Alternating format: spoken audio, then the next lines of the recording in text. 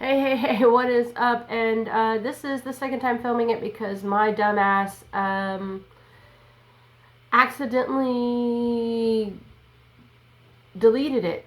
Yeah, so, oh, sorry guys. Let's get into it. Welcome to Thursday's edition of Where All the Ladies At. This is a podcast that I have created to basically deep dive into history and try to figure out where the fuck all the women went, because clearly they're not there. Only a handful of us made it into the history books, and not all of that is great, you know. Some of it is pretty cool, but there's so many more other ladies that had an impact in the world that just don't get the credit or the acknowledgement. So that's kind of what I did. I am Kim, in case you've never been here. I am a history nerd. I am a writer. I am a lover of history, obviously. I really am a proud feminist. And I know right now that might not be, for some people, that might not be the best thing to be, you know. But that's true. I do want to say that, here on Where All the Ladies At, we celebrate Women's History Month every month, but this month I thought we would focus a little bit more on maybe some individuals that could potentially have a tie to what's happening in the world today. So that's why I chose women philosophers and women that stood up against fascism. So already in this series, we have looked at Simone de Beauvoir and we have looked at Hannah Arendt. Today we are looking at Dorothy Thompson, who is a trailblazing journalist who got under the skin of the man with the weird mustache in Germany. And then next week we are looking at Sophie Scholl, who is yet another woman who stood up to fascism in Germany. I think these ladies have some tales to be told that are pertinent, in particular right now. And, you know, for a long time, guys, I tried to keep this podcast pretty political free, but I said it a couple episodes ago. I don't think that's possible anymore. I think the things that are happening in this world all over the globe, not just in my home country, the US, are very scary, and it's the time when our voice needs to stand up and be heard. So no longer am I going to couch my, political views. So if that's something that you're not into, I get it. I understand. There's a lot of crap out there. And, you know, if you don't agree with me, that's cool too. I would say if you don't agree with me, you stick around. If you want to have some nice debate, that's fine, but haters and Nazis and all those people are not welcome here. So if that's you. So with that being said, let's do a little housekeeping and some shameless plugging. If you want to get a hold of me, there's ways to do that in the description box. There's also ways to support the podcast financially. If you can't do that, completely understand. Definitely, yeah, you know, with the way the world is today, I definitely understand. If you would just like, share, comment, you know, do all that kind of cool stuff, get me out there in the algorithm so more people are listening and watching, so that we can have some cool dialogue about some pretty badass ladies. You know, these ladies I'm talking about this month are awesome. Honestly, every lady I talk about is pretty cool.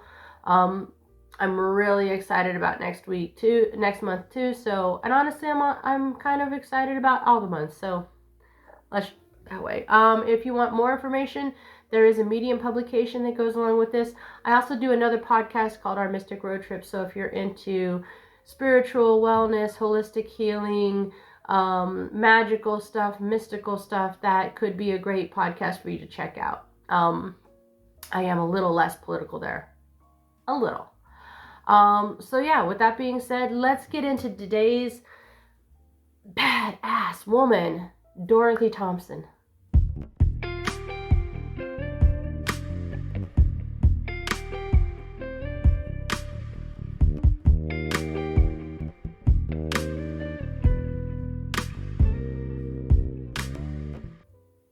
All right, so Dorothy Thompson, she was just this amazing journalist in a time when, let's just be real, and we'll go over this. You know that I first go into, typically, if you're new here, what usually happens is I talk about what was going on in the world, in the country or the place that the person was from, as well as the world, and also what it was like for women, just so that we can kind of get a background and a playing field for what this woman, what was around this woman, what was influencing this woman, what were the challenges for these women, because I think in order to really like honor their story and understand them, you kind of have to understand their story, their environment, right? Unfortunately, our environments shape us, and so it's really kind of an important step. So Dorothy was a journalist, a radio host, and she was, around in the early 20th century. And the early 20th century was hectic, to say the least. She was actually born in the late 1800s. I want to say it was 1897. We'll go into that when we talk about her life and everything. But so you see, she was coming out of industrial, the industrial period, and going into this really kind of tumultuous century. Like the beginning of the 19th century, beginning of the 20th century was very, very, there was 2 wars, there was all this stuff. So we're going to go into that right now. So here's the thing. In the early 20th century, like I said, it was pretty much a period of time where there was a lot of transformation going on in the U.S. and worldwide. There was a lot of upheaval, and there were a couple major events that were going to happen that were going to shape the course of history, that was going to change the world for everyone. So things were changing pretty rapidly, and that was everything from political to economic to the social status. Everything was in a state of flux, is what I would say. So let's look at the very first big thing that would impact her. So as I said, she was born in 1897. So the first big thing that impacted her would be World War I. It started in 1914.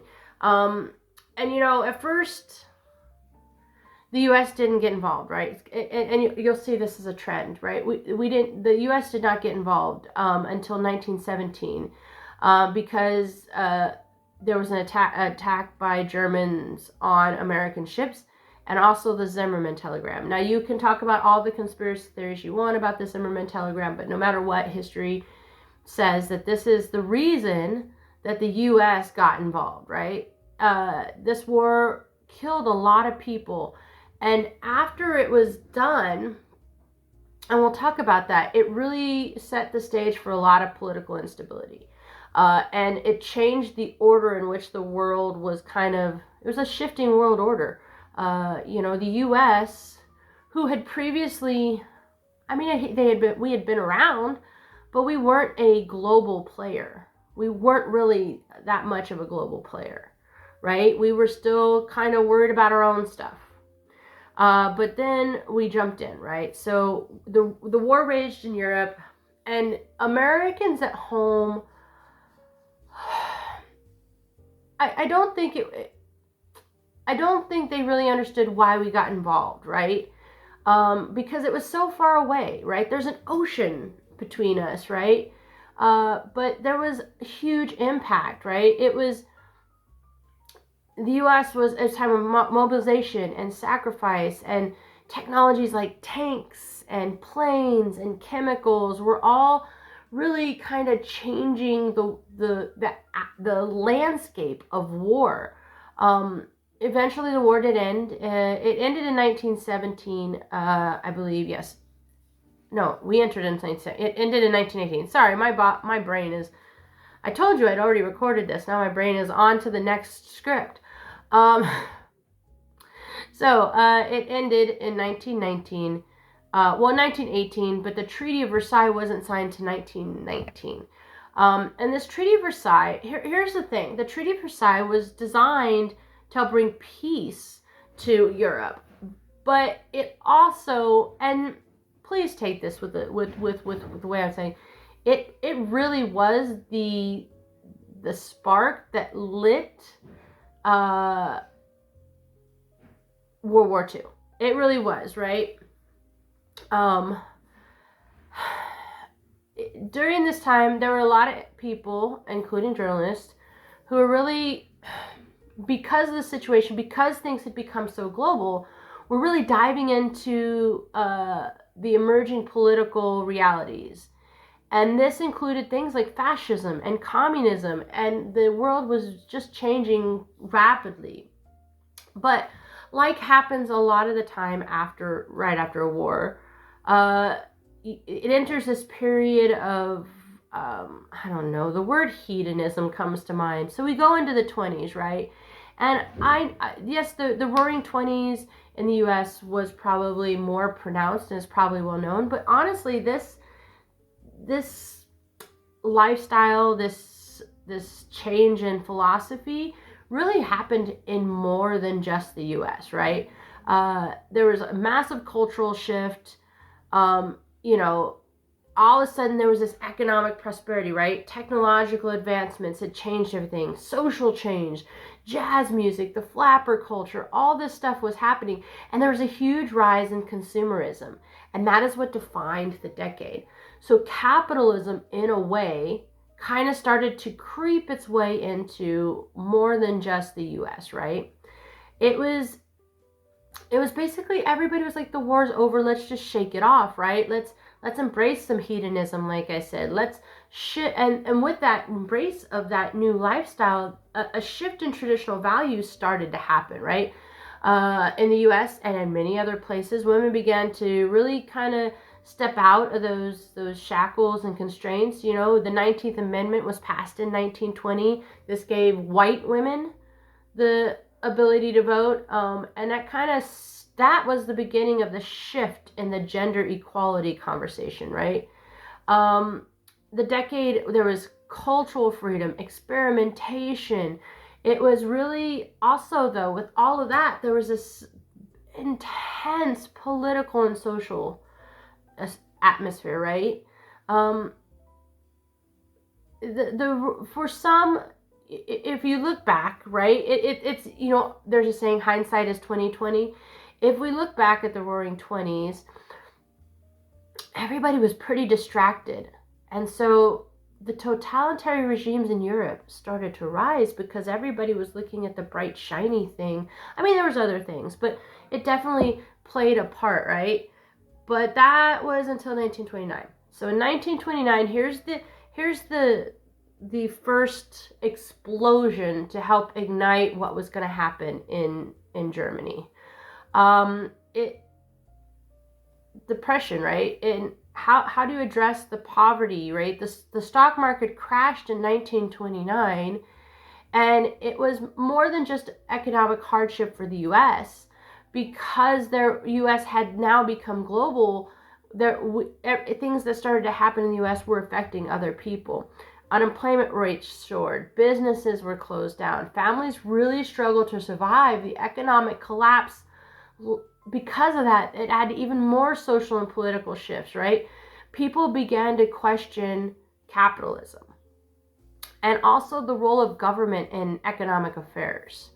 There was a lot of debates, and in order to help the U.S., President Roosevelt came up with this thing called the New Deal. And this happened in the 1930s, right? This New Deal created government programs that were kind of to help relieve the suffering, right? This included Social Security, labor reforms, public work projects, all of this stuff. All the stuff that I think right now, if I'm honest with you, the current U.S. president is trying to dismantle. So, yeah. But despite those programs, the Depression affected global economies for most of the decade, right? And this set that stage. Like I said, it was like the spark was lit with the Treaty of Versailles, and this was like the first big big batch of gunpowder. It was like boom, because this set the stage for political alliances in Europe and the world, right? In 1939, Germany invades Poland, right? And this conflict spread pretty quickly, right? The United States, once again, tried to stay out of it. It wasn't our problem. It wasn't affecting us. I mean, we did help in other ways, but we didn't send troops at first. That was until 1941 when Pearl Harbor was attacked. And once it affected us, then we're like, okay, let's go in. But this war reshaped the political and social landscape once again. You had the Allies, which were U.S., Britain, and Soviet Union, and then we were fighting against Nazi Germany, Imperial Japan, and Fascist Italy. When all was said and done, the war changed borders and the global balance of power, right? It led to the creation of the United Nations and also set the stage for the Cold War between the U.S. and the Soviet Union. The war was devastating. There was so much devastation. So many families lost their lives. The Holocaust, you had the atomic bombings. And all of this kind of really left this huge scar on everybody, on the global psyche. And it really showed that there had to be more international cooperation and really look towards a more united front when it came to global conflicts. So yeah, World War II, yeah, there was a lot of things that led up to it, but World War II kind of changed everything forever, right? So that was the world and the stage that she was growing up in, she was starting to work in. But as a woman, even though the early 20th century there was a lot of progress, there was still a lot of struggles for the ladies, right? So, you know, women started to step out of traditional roles and really, but they were still held to the pretty strong traditional expectations. You know, the women's suffrage had a long fight. They eventually got it with the 19th Amendment, like I said. But women still had to continue to fight for social and political and economic equality. And we're still fighting, if I'm honest. And unfortunately, in some countries, the U.S., we're taking some steps back. But even though there was more equality, it still dictated that women's primary roles were in the home, managing households, raising children. And when women did enter the workforce, they were often had lower wages, fewer opportunities, definitely limited career advancement, especially if they tried to step into fields that were dominated by men. You know, women who really sought to break into the workforce found gender roles and expectations. You know, in many industries, women were kind of seen as secondary class citizens, right? I mean, if they went into things like healthcare or education, domestic services, maybe it was much easier for them. But for those that wanted to step into law or medicine or journalism, they had a tough road because those industries were primarily male dominated. So because we're talking about Dorothy Thompson, we're going to look specifically at journalism. You know, female reporters during the early 20th century were often given the women's issues, so fashion, home life, society pages, things like that. And then the harder hitting stories that were political and business wise were left to men. They had to fight for acceptance in the newsroom, but for the right to cover other things, right? The field was generally inhospitable to women who wanted to actually break into the hard-hitting news, you know. And those that did succeed still had to put up with prejudice and stereotypes, right? Dorothy Thompson and others, of course, pushed the boundaries, you know. And as women like her kind of gained prominence, they really carved out a big area for future generations, right? I think, you know, I think there should be more. We'll talk about this. We'll talk about this a little bit. I was going to go off on a rant. We'll go on a rant later. So it was a very big time for change for women, and it was amazing, and there was definitely some significant strides made, but the equality fight had just begun, right? And it's still going on, unfortunately. So that's kind of what it was like for women. That's what was going on in the world. Let's jump into who the lady is we're talking about right now, and that's Dorothy Thompson. She was born in Lancaster, New York in 1893, so I was a couple years off when I said it earlier. And she was definitely a trailblazer from the beginning, right? She was pretty raucous in her childhood, but she wanted to do stuff that the people said girls couldn't do. So she went to Syracuse University, and she graduated in 1914, and she really just decided she wanted to be a journalist. So she knew it was going to be a rough haul, but she did it anyways, So if anything, with Dorothy, it seemed to be like every time somebody said no, it just made her want to push harder. And that's kind of sometimes how a lot of those women trailblazers had to be, because that's just how they got anything done. Like I said, oftentimes in the early 20th century, women were like sidelines, right? They couldn't have the hard-hitting journalism. The hard news was just for the men. So, here's some fashion, here's some beauty tips, here's some women issues. But Dorothy was not about that. She didn't accept those limited opportunities. And she really sought out stories that mattered, and she was really, really, really unafraid to challenge authority. So this, because this was a time when women's rights were pretty much a debated issue consistently, she really got involved in the movement, and she really got involved with fighting for gender equality whenever she could. So a lot of her work focused on important issues like women's suffrage and the changing role of women in society. But she wasn't just like championing the causes, she was also taking action, right?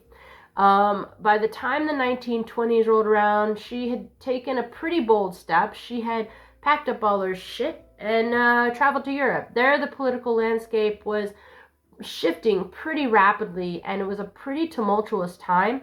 And this is where Dorothy thought she could really dive in, right? And it was here that Dorothy began to really make a name for herself as a serious journalist, right? While in Europe, Dorothy focused on the rise of fascism, and she primarily focused in Germany. And this was, of course, the time when Adolf Hitler was starting to gain ground, and the world was really starting to take notice that there was something kind of really dangerous underneath the surface of the political developments in Europe. But though everybody was kind of tiptoeing around it, Dorothy was not. She was one of the first, if not the first, to really recognize the serious situation that was happening, As the Nazis began to kind of build in power, she really didn't shy away from calling it what it was, right? She used her writing really to expose the dangers that were there as Hitler began to raise power, and she really became a pretty critical voice on the global political conversation. And of course, people don't like that. When you call out a Nazi, they don't like it. So her fearless reporting kind of gained the attention of the public and the authorities, and one person in particular did not really like her, and that was Hitler. So she was actually the first American journalist to be kicked out of Nazi Germany. And it was because simply she was outspoken in her criticism of Hitler. She wasn't intimidated, and she used the incident of being kicked out of Germany as a platform to really denounce even further the dangers of fascism, right? And this even catapulted her further into becoming this prominent figure in journalism, As she went, her writing still continued to shape public opinion. not really just in the US, but really kind of globally. Her contributions to journalism are vast and profound, and she wasn't just all about reporting events. She was really trying to shape the discourse around them. She was unapologetic. She spoke out against tyranny and injustice and the political forces that sought to silence dissent. This is where my rant comes in, because I think there is journalists that are like this, but there needs to be more Dorothy Thompsons in this world, especially right now. Those that are willing to speak up against the rise of tyranny, the injustices, and all of the people that are trying to silence any type of dissent. I think there needs to be a lot more media that does that, a lot more nonpartisan media that is just simply calling it as it is. We've gotten so, and I can only speak for the U.S., but yes, in the U.S. have gotten so like party driven that there's no way to be nonpartisan anymore, or it doesn't feel like there is. There is. It just doesn't feel like it. And instead of rallying to whichever side you prescribe to, I think just looking at what's happening and really calling it what it is, and that is the rise of authoritarianism, that is fascism, that is, in the U.S., Nazis taking over the government. Like, that is how I see it, and I'm not saying party-wise, that has nothing to do with party for me. It really has to do with just calling it sees it. There's injustices happening. There's going against the Constitution happening. There is just fascism and control and authoritarianism all wrapped up into an orange bundle. So, I do wish there was more Dorothy Thompsons in this world, right? She really proved that her voice, and a woman's voice, could be determined and strong and unyielding, and one voice can change the world if it's a voice that is speaking the truth, and not the truth per party line, just simply the truth. Dorothy, after being expelled in 1934, of course, spoke out, and then, but her impact wasn't just limited to Europe. When she came back to the U.S., she used her platform to speak on a range of issues, human rights, social justice, women's rights. She had a syndicated column called On the Record, and this became her tool for her agent of change kind of idea. Her column reached millions of readers and made her a leader in American journalism. She did not hesitate to talk about controversial topics, whether that was domestic politics or international affairs. Everything she did was pretty much a call to action, and she really urged Americans to be more aware of the forces shaping their lives and the world around them. Of course, she would later go into radio. She was able, and because she did, she got a broader audience. In fact, her show became very popular. Basically, it was the way that a lot of people got their news on the world events, right? She had very insightful commentary, and it wasn't just about reporting news. She was offering perspectives and urging people, not telling them how they should think. She was just, hey, here's what it is. Here's my perspective. Why don't you take a deeper look? Why don't you do the research and make your own decision? But here's how I see it, right? She really, her radio show became the main platform, but she also continued to work on writing, and she really kept continuing to challenge that status quo, and really, really encouraged people to question the narratives that were being presented to them. And I implore everybody to please do that now. Like, I don't want to form your opinion. You don't have to think like me, but go and listen and look at and question. Questioning is the most important thing there is in this situation. Don't take things at face value. All right. So her legacy, right? really serves as kind of this reminder that, person armed with the truth and courage to speak it can and will change the world. So I think that's it for Dorothy Thompson. I hope I inspired you. I hope you check her out. I'm sure you can go find archive things of her radio show too. She is a journalist. She is a journalist like we need right now. We need someone like her. And actually, we need more than just one of her. We need every journalist to be like Dorothy Thompson. Yeah, that's it. So as always, guys, I hope, like I said, this inspired you. I hope you go check her out. There's a lot more to her story. Obviously, I try to keep it between 30 and 40 minutes. So obviously, I can't tell you everything about her, but I say go and check her out. So yeah, I hope you enjoyed. If you are digging what I'm doing, make sure to go back and listen to previous or watch previous, depending on where you're at. And make sure to check out next week's because it's the last week in Women's History Month. And we are covering another sun goddess and a badass young woman who had a very tragic life, but stood up to fascism, and that is amazing. So, as usual, please, if you want to reach out to me, you can do so through my social media or the email. It's all in the description box. If you want to support the podcast, like, comment, follow, subscribe, whatever you can do. If you want to kick a little cash my way, cool. Check out Patreon and